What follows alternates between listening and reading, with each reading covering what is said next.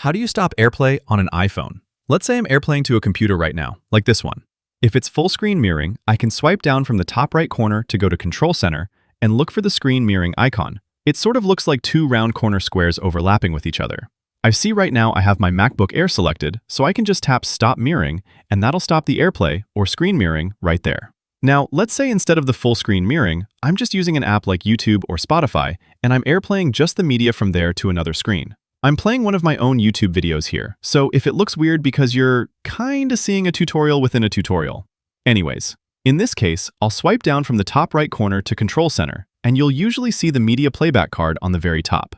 If you don't see it, you can also swipe down to the media page of your Control Center, and you'll see the playback card there. I'll locate the card, tap the little computer icon I see on the top right corner of it, and again, I see my MacBook Air selected. To stop AirPlaying, I'll tap iPhone speaker instead, and that'll switch the media playback back to my phone instead of the external device.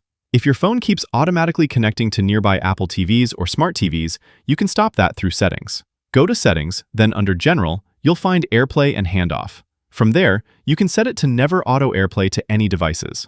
That's all I got. Click that like button if this video helped and subscribe for more. Thanks all, until next time.